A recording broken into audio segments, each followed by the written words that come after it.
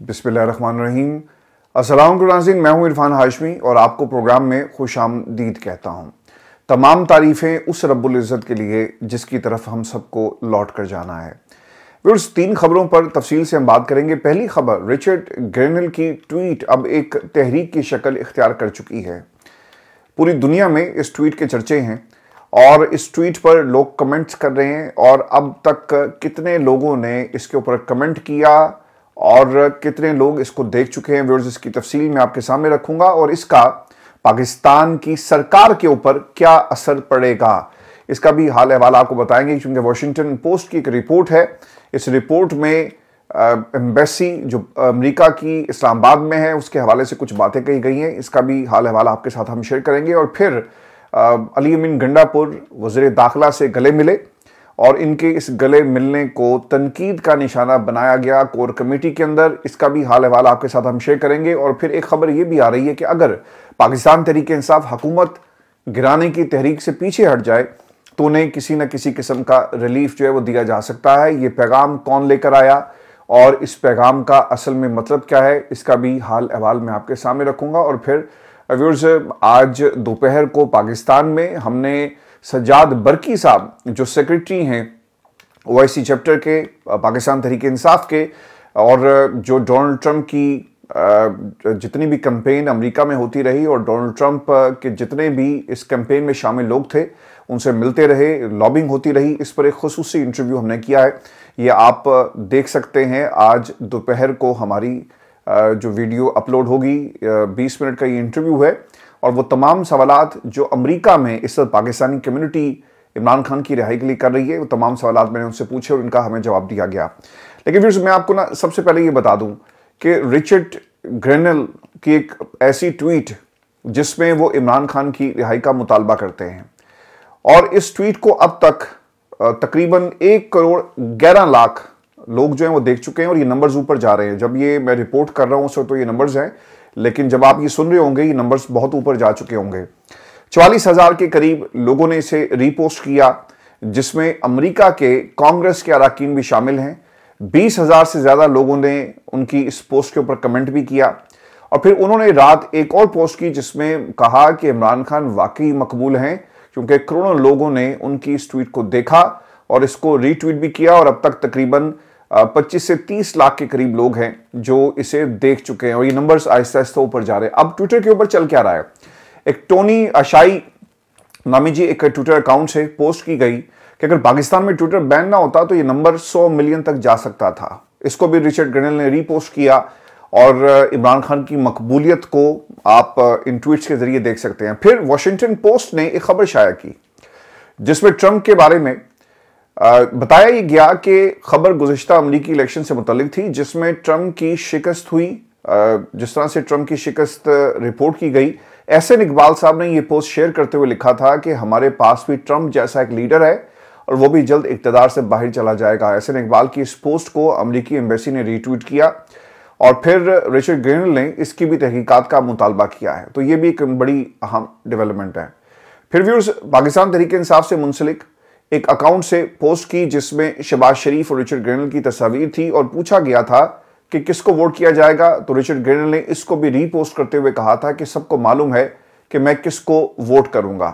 Richard granal ने एक tweet में बताया कि उन्होंने अक़वाम मुत्तहिदा में 8 साल काम किया और इस दौरान पाकिस्तान के साथ अच्छे रवाबित रहे। उन्होंने लिखा कि मेरे ख्याल में सफारतकार अकरम अभी तक वहीं पर है और वो अक़वाम मुत्तहिदा में पाकिस्तान के सफ़ीर जो है मुनीर अकरम का एक हवाला दे रहे थे, यानी उसके हवाले से बात कर रहे थे। फिर अब से कुछ देर कबल उनकी पोस्ट पर किसी खातून ने कमेंट किया कि पाकिस्तान के सारे मीडिया को ये कहा गया कि वो रिचर्ड ग्रेनल के खिलाफ महाजराई शुरू कर दें। रिचर्ड ग्रेनल ने इसका जवाब दिया और एक बार फिर इस पोस्ट को रीपोस्ट करके कहा कि इमरान खान को रिहा किया जाए। यानी पाकिस्तान का मीडिया क्या कर रहा है ये पूरी दुनिया देख चुकी है कि आप रिचर्ड ग्रेनल के खिलाफ महाज क्रिएट करके ये समझते हैं शायद इमरान खान की रिहाई का मामला जो वो रुक जाएगा। आज मेरी जो सज्जाद बरकी साहब से बात हुई और जो हमने इंटरव्यू किया वो आप तफसील से देख भी सकते हैं, लेकिन एक चीज़ बड़ी इंपॉर्टेंट थी। मैं उनसे मुसलसल ये जो उनकी मुझे बातों से मेरी जो असेसमेंट है, जो मुझे तासुर मिला कि अमेरिका को पाकिस्तान के हवाले से अपनी पॉलिसीज़ को रिविजिट करना पड़ेगा और जहां तक पॉलिटिकल लोगों से बात होती है, इसके ऊपर वो जोर दे रहे थे। और फिर उन्होंने कुछ अशखास का जिक्र किया और ज्यादा पाकिस्तान के हवाले से जो पॉलिसीज है उस पर अमेरिका को इंसानी हकूक को मद्देनजर रखकर बात करना होगी। पाकिस्तान के अंदर अगर लीडर्स उन्हें खासतौर पर निशाना बनाया जाता है तो इस नुक्ते से भी अमेरिका को पाकिस्तान के हालात को देखना होगा। तो अमेरिका के अंदर पाकिस्तानी ये समझते हैं कि डोनाल्ड ट्रंप के आने के बाद पॉलिसी के अंदर एक शिफ्ट हमें नजर आएगा। फिर शहरियार बुखारी नामी एक अकाउंट से भी पोस्ट की गई और इमरान खान और डोनाल्ड ट्रंप अमन के साथी रहे, लिहाजा हम रिचर्ड ग्रेनेल के खिलाफ शुरू की गई कैंपेन की मजम्मत करते हैं। उन्होंने इसे भी रीपोस्ट कर दिया और फिर साइमा नामी एक खातून ने उनकी पोस्ट पर कमेंट किया जिसमें कहा गया कि ना सिर्फ पाकिस्तान में रहने वाले पाकिस्तानी बल्कि मगरिब और मिडिल ईस्ट में रहने वाले पाकिस्तानी भी रिचर्ड ग्रेनेल की हमायत करते हैं। और इसको रीपोस्ट करके उन्होंने ये लिखा और कहा कि आपका बहुत शुक्रिया। इसके अलावा जी एंड्रियानो एस्पियाट क्योंकि माजी में सेनेटर रहे और कांग्रेस के रुकन भी हैं तो रिपब्लिकन पार्टी और ट्रंप के करीब समझे जाते हैं, उन्होंने भी एक ट्वीट में यह कहा कि इस्लामाबाद वाकये में लोग मारे गए, काफी लोग जो है वो लापता है और कुछ गिरफ्तार है, इस वाकये की तफ्तीश होनी चाहिए और मैं इस पर तशवीश का इजहार करता हूं। तो ये तमाम चीजें आपको एक ही पैगाम देंगी कि जब डोनाल्ड ट्रंप अपना हल्फ उठाएंगे और अमेरिका के सदर जनवरी में बनने जब जा रहे हैं वो, तो पाकिस्तान के लिए एक पॉलिसी में शिफ्ट आएगा और आप इसको रोक नहीं सकेंगे। मैं भी आपको ये खबर ये भी दे दूं कि पाकिस्तान तहरीक इंसाफ का एक हंगामी इजलास हुआ कोर कमेटी का, और ये जब मैंने प्रोग्राम रिकॉर्ड किया जो सजाद भरकी साहब के साथ है तो उस वक्त वो उसी मीटिंग के अंदर बैठे हुए थे। तो जो बातें इसके हवाले से हुई वो तो खैर आप इंटरव्यू में देख सकते हैं, लेकिन फवाद चौधरी साहब पर जी कड़ी तनकीद हुई है और पाकिस्तान तहरीक इंसाफ के इस इजलास के अंदर कहा यह गया कि फवाद चौधरी साहब पार्टी के किसी भी ओहदे पर नहीं है, पार्टी में उनका कोई मकाम नहीं है, तो वो क्यों अपने आप को इमरान खान का तर्जुमान समझते हैं। और सलमान अकरम राजा की तरफ से ये तनकीद जो है वो की गई। उन्होंने कहा कि इमरान खान खुद साख्ता तर्जुमान बने हुए हैं और उनकी बमुश्किल इमरान खान से 1 मिनट की मुलाकात होती है और फवाद चौधरी हम अपनी राय जो है वो हम पर मुसल्लत मत करें। पाकिस्तान तहरीक इंसाफ कोर कमेटी के इजलास में अली अमीन गंडापुर और मोहसिन नकवी साहब के गले मिलने की जो तस्वीर है उसके ऊपर भी बहस हुई और कोर कमेटी ने फैसला किया कि हुकूमत की तरफ से जो भी मुज़ाकरात के लिए आएगा उनके साथ हमेशा बैठेंगे, वो चाहे मोहसिन नकवी साहब ही क्यों ना हो। और इसके बाद पाकिस्तान तहरीक इंसाफ का जुडिशल कमीशन के इजलास के लिए भी किसी भी जज का नाम ना देने का कोर कमेटी के इजलास में ये फैसला हुआ और पाकिस्तान तहरीक इंसाफ की जानिब से पहले जो टर्म्स ऑफ रेफरेंसेज हैं वो तय किए जाएं और इसके बाद आलिया हमजा साहिबा जो है वो बोली कि इमरान खान के खिलाफ फैसला देने वाले जजेस को जुडिशल कमीशन में सपोर्ट नहीं किया जाएगा। आलिया हमजा ने यह भी कहा कि इमरान खान को chief justice Islamabad high court Aamir Farooq साहब पर वो पहले भी अदम एतमाद का इजहार कर चुके हैं, तो लिहाजा उनके बारे में या उनकी सपोर्ट के बारे में पाकिस्तान तहरीक इंसाफ को बार बार सोचना पड़ेगा और हम उनको किसी तरह भी जुडिशल कमीशन में सपोर्ट नहीं करेंगे। अब आलिया हमजा ने कोर कमेटी को यह भी बताया कि सोशल मीडिया एक्टिविस्ट के ऊपर आप तनकीद कर रहे हैं, बहुत सारे लोग जो हैं वो तनकीद इस वक्त कर रहे हैं, लेकिन ये तनकीद सरासर ज्यादती है। इन लोगों ने हमें उस वक्त सपोर्ट किया जब हमें कवरेज नहीं दी जाती थी। पाकिस्तान के अंदर इमरान खान के नाम को बैन कर दिया गया, इमरान खान की खबरें बाहर नहीं आती, तो ऐसे हालात में पाकिस्तान के ये जो सोशल मीडिया एक्टिविस्ट हैं इन्होंने तहरीक इंसाफ को सपोर्ट किया और आलिया हमजा अब इस सपोर्ट के अंदर वो बोली हैं। और फिर इसी में नईम पंजोता साहब भी वहां पे मौजूद थे। उन्होंने कोर कमेटी को ये बताया कि इमरान खान ने सोशल मीडिया के ऑफिशियल हैंडल से किए गए ट्वीट्स को तमाम पार्टी क़यादत को रीट्वीट करने की हदायत जो है वो जारी की है। अब पाकिस्तान की इस्टेब्लिशमेंट ने एक पैगाम भेजा है। ये पाकिस्तान तहरीक इंसाफ ऑब्वियसली अपनी कमेटीज का जो इजलास है वो मुनक्किद कर रही है, फैसले कर रही है। इमरान खान और फिर मीडिया के अंदर जो कुछ चल रहा है और जो लोग तहरीक इंसाफ को टारगेट कर रहे हैं, ये सब कुछ हो रहा है, लेकिन दूसरी तरफ इस्टेब्लिशमेंट का एक पैगाम आया। शहजाद इकबाल साहब की एक खबर है और वो ये कहते हैं कि मुख्तलिफ हलकों की जानिब से पाकिस्तान तहरीक इंसाफ को ये पैगाम दिए जा रहे हैं कि अगर पीटीआई हुकूमत और निज़ाम को गिराने की कोशिशों से पीछे हट जाए तो इसे रिलीफ जो है वो मिल सकता है। इमरान खान को पेशावर और फिर बनी गाला मुंतकिल करने के ऑप्शंस पर भी गौर किया जा सकता है। अच्छा, अब हुकूमत और पीटीआई के दरमियान जो लफ्जी जंग के बावजूद हर फरीक को ये इदराक है कि मुज़ाकरात के अलावा कोई और हल नहीं, मुल्की सियासत से गैर यकीनी और कशीदगी का खात्मा करने के लिए मिलकर बैठना लाजिम होगा। चलें, ये खबर आ गई, मैंने आपको बता भी दी, लेकिन मेरे 2 सवाल हैं। पहला सवाल ये है कि पाकिस्तान में इस खबर का मतलब ये हुआ कि ताकतें ये तस्लीम करती हैं, खुद से तस्लीम कर रही हैं, और जिन लोगों ने ये खबर दी और जिनका ये ख्याल है कि इमरान खान को रिलीफ दिया जा सकता है, तो इसका मतलब ये हुआ कि झूठे केसेस हैं। और आप अगर सच्चे केसेस हैं तो फिर आप डट कर मुकाबला करें। और इनको मालूम है कि ये केसेस अदालतों में आप पाकिस्तान तहरीक इंसाफ के खिलाफ इस्तेमाल तो कर सकते हैं, लेकिन साबित नहीं कर सकते। झूठे गवाह खड़े किए जा सकते हैं, लेकिन गवाहों को किसी न किसी लेवल के ऊपर आपको जो गवाही दे रहे हैं इनको मुंह की खानी पड़ेगी। तो पहली चीज तो व्यूअर्स ये हो गई। अगर दूसरी चीज ये है कि अगर ये केसेस सच्चे थे तो फिर आप डटे रहें। आप क्यों इमरान खान के साथ डील करना चाहते हैं?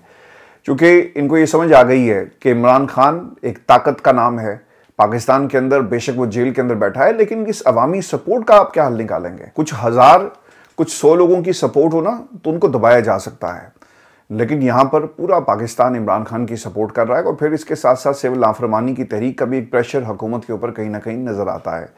ये अपने मुंह से कहते नहीं है, लेकिन इस प्रेशर का भी एक नतीजा है कि अब आपको इस किस्म की खबरें जो हैं वो पाकिस्तान के टेलीविजन चैनल्स के ऊपर कुछ लोगों की तरफ से मिलेंगी। और फिर जो लोग बयानिए बनाकर बैठे थे ना कि 9 मई देखें जी सबूत हमारे पास हैं, तो फिर आप सबूत दें और इन केसेस को उनके मंतकी अंजाम तक पहुंचाया जाए।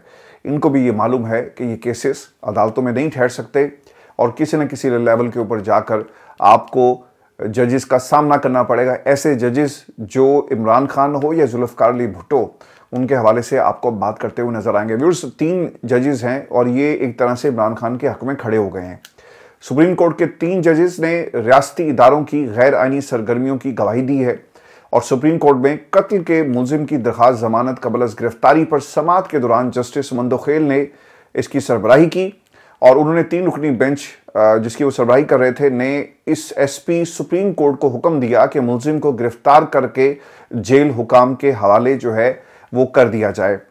अच्छा, अब केस तो कोई और था, लेकिन जजेस जो है ना वो अंदर से भरे हुए बैठे हुए हैं और वो पीछे हटने को तैयार नहीं है। जस्टिस अतर मिल्ला ने क्या कहा और ऑब्जर्वेशन दी कि 2017 से ये मुकदमा सुप्रीम कोर्ट में जेर इल्तवा है, जबकि रियासत हुकूमत गिराने और लाने में मसरूफ है। इदारे सियासी मुखालफिन के पीछे पड़े हुए हैं।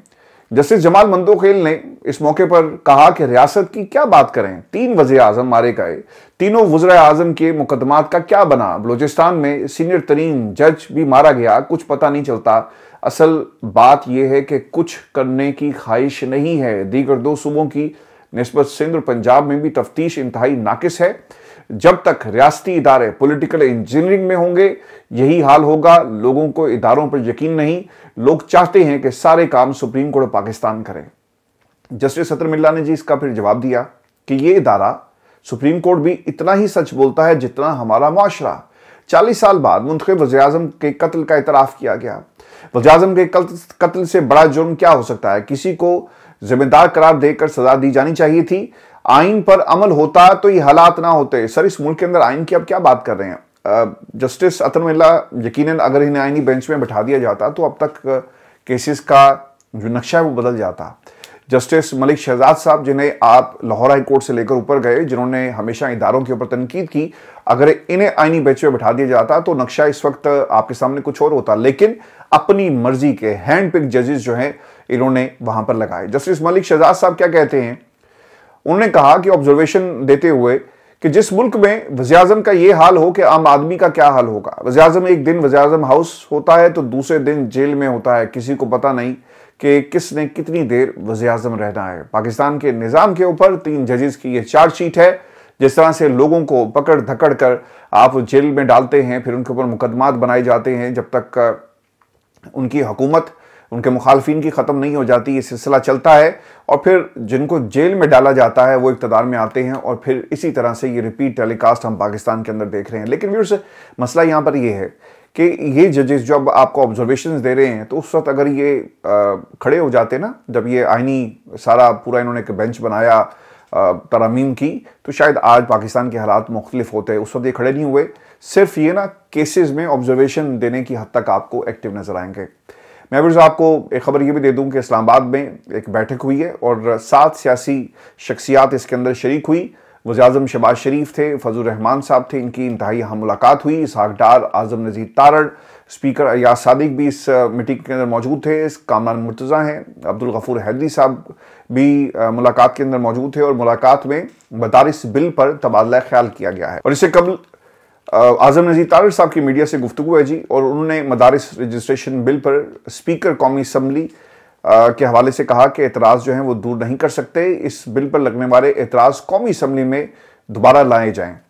एक बड़ा कानूनी पैकेज पार्लियामेंट में लाया जा रहा है। तरामीम की यानी 95 तरामीम की वफाकी काबीना ने जी मंजूरी दे दी है। अब देखना ही होगा कि ये तरामीम जो हो रही हैं अब मजीद कौन सी ये तरामीम लेकर आ रहे हैं। इतलाक़ के मुताबिक हुकूमत ने मौलाना को यकीन दहानी करा दी है कि अगले चंद दिनों में आपके मामला जो हैं वो उनको तस्लीम कर लिया जाएगा, हल हो जाएंगे। अब देखना ये है कि इस बार क्या वाकई हुकूमत संजीदा है या तरमीम की तरह एक बार फिर हुकूमत को ट्रक की बत्ती के पीछे जो है वो लगा दिया गया और मौलाना के साथ क्या दोबारा हाथ तो नहीं हो जाएगा। पाकिस्तान पीपल्स पार्टी इजलास की जी मैं आपको अंदरूनी कहानी भी बता देता हूँ। और बिलावल भुट्टो की ज़र सदारत ये इजलास हुआ और इस इजलास में सिंध और बलूचिस्तान के वज़ीर आला जबकि पंजाब और खैबर पख्तूनख्वा के गवर्नर जो थे वो शरीक हुए और शुरा ने हुकूमत से मुज़ाकरात की रोशनी में पार्टी चेयरमैन को तफसीलात बताई। शुरा ने बिलावल भुट्टो को हुकूमत की जानिब से आइंदा होने वाली कानून साजी पर भी ब्रीफिंग दी और इजलास में जो शुरा थे उन्होंने हुकूमत की जानिब से यकीन दहानियों पर अदम एतमाद का इजहार किया और बिलावल भुट्टो ने पार्टी रहनुमाओं को हदायत की कि वह हुकूमत के साथ राब्तों का अमल मजीद तेज़ करें। और लग ये रहा है कि पाकिस्तान पीपल्स पार्टी जो है वो कहीं ना कहीं अब इस हुकूमत पर अदम एतमाद जो है इसका ऐलान करेगी अगर इनके मुतालबात जो हैं वो पूरे ना किए गए। व्यूअर्स, पाकिस्तान के अंदर पीपल्स पार्टी इतनी आपको सिर्फ जमहूरी नजर आएगी जब तक उनके मुतालबात पूरे नहीं हो जाते। जब उनके मुतालबात पूरे हो जाते हैं ये फिर आपको हुकूमत के ही राग लाते हुए नजर आएंगे और वो भी एक जमहूरी अंदाज में।